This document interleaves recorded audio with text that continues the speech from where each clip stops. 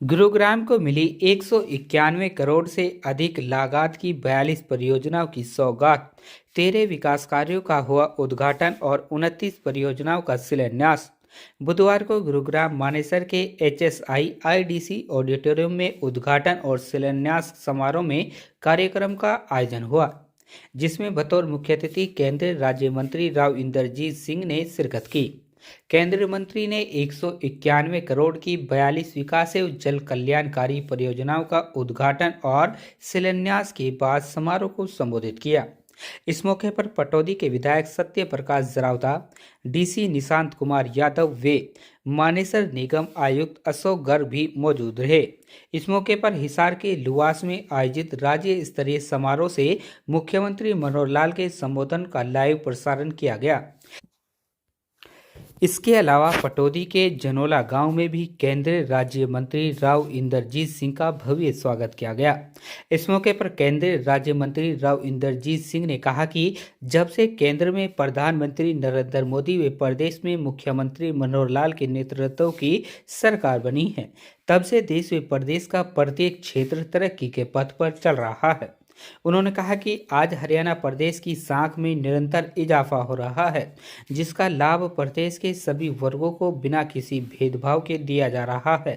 जल कल्याणकारी को समर्पित केंद्र सरकार के 10 व हरियाणा सरकार के इन 9.5 सालों में कोरोना काल आने के बावजूद सभी क्षेत्रों में विकास के अभूतपूर्व कार्य हुए हैं। उन्होंने कहा कि वैसे तो हरियाणा प्रदेश में सड़कों का मजबूत आधार है, लेकिन इसी सूची का बढ़ता दायरा निश्चित रूप से बड़ा बदलाव लाएगा। राव ने कहा कि आज देश के विश्व की प्रमुख अर्थव्यवस्था के साथ साथ कदम ताल से ताल मिला रहा है। इसकी तुलना विकसित देशों के साथ करें तो हमें काफ़ी बेहतर स्थिति में है। राव ने आज़ादी के बाद के 75 वर्षों का जिक्र करते हुए कहा कि जिस देश में सुई भी बाहर से बनकर आती थी, आज वे देश अपनी अपनी युवा शक्ति के बल पर अंतरिक्ष में अपने साथ साथ अन्य देशों के सैटेलाइट को भी लॉन्च कर रहा है।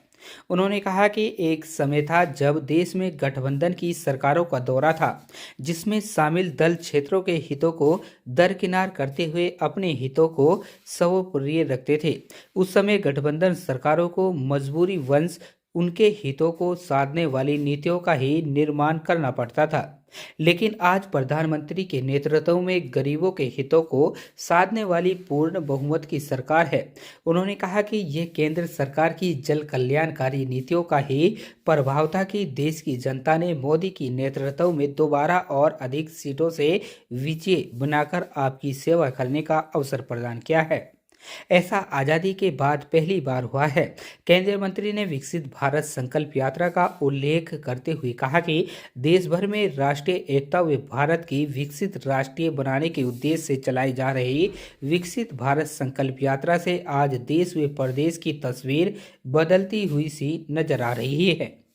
यात्रा के दौरान मोदी की गारंटी की गाड़ी के माध्यम से पात्र लोगों को उनके गांवों में मौके पर ही सरकार की योजनाओं का लाभ प्रदान किया जा रहा है। उन्होंने कहा कि पूरे भारत में एक परिवर्तनकारी अभियान चल रहा है। विकसित भारत संकल्प यात्रा आशा का एक जीवन कारवा है। ये सभी भारतीयों के घरों तक सशक्तिकरण और उज्ज्वल भविष्य को सुनिश्चित करती है।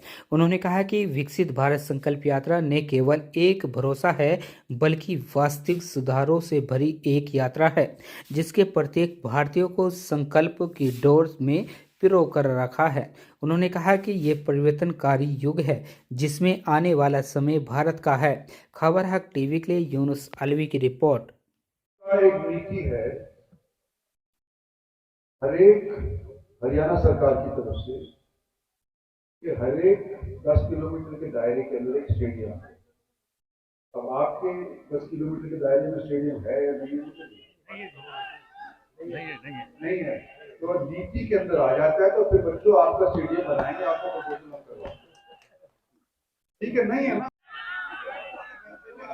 हाँ, मतलब उस स्टेडियम के अंदर सुबह से लेकर के और शाम तक कोई ना कोई व्यायाम होते ही रहना चाहिए। चाहे क्रिकेट खेलो, चाहे हॉकी खेलो, और चाहे वर्जिश करो, कुछ भी करो, करवाएंगे फिर आपको। धन्यवाद।